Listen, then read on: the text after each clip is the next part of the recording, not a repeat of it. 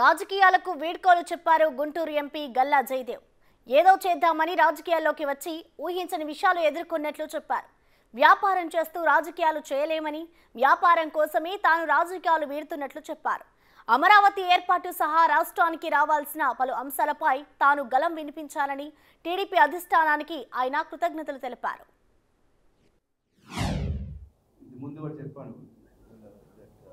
Legislative branch is not full-time job, and is not something that you have to be in continuously. But Samachal serve chestanu. Now I'm taking a break to look after my family and look after my business.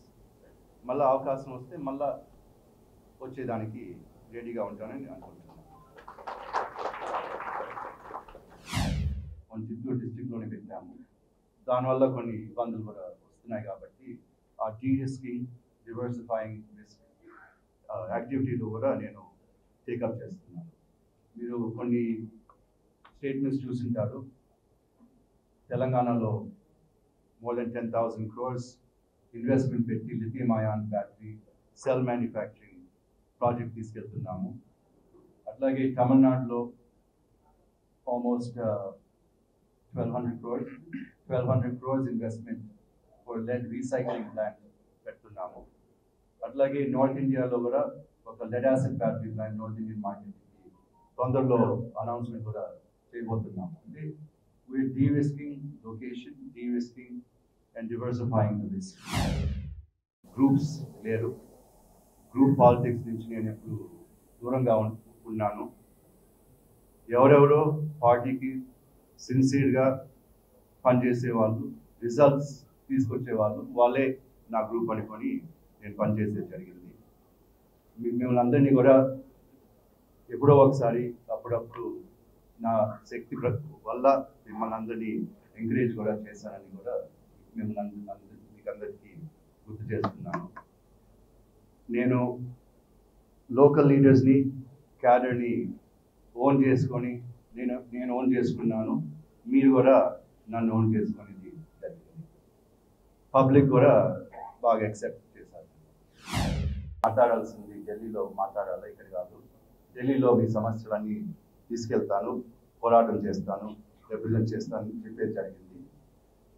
నా లెక్క ప్రకారం నేను అవన్నీ all subject పార్లమెంట్లో all subjects పైన, ప్రతి subject పైన, local subject అయినా, స్టేట్ అయినా, నేషనల్ అయినా, ఇంటర్నేషనల్ సబ్జెక్ట్స్ అయినా నేను అన్ని సబ్జెక్ట్స్లో పార్టిసిపేట్ చేసిన, అన్ని డిబేట్స్లో. వేరియస్ కమిటీస్లో ఉన్నాను. Standing committees, commerce, external affairs, defence and recently information technology కమిటీలో ఉన్నాను. ఎక్కడికి వెళ్ళినా సజెషన్స్ ఇస్తూనే ఉన్నాను, రికమెండేషన్స్ ఇస్తూనే ఉన్నాను.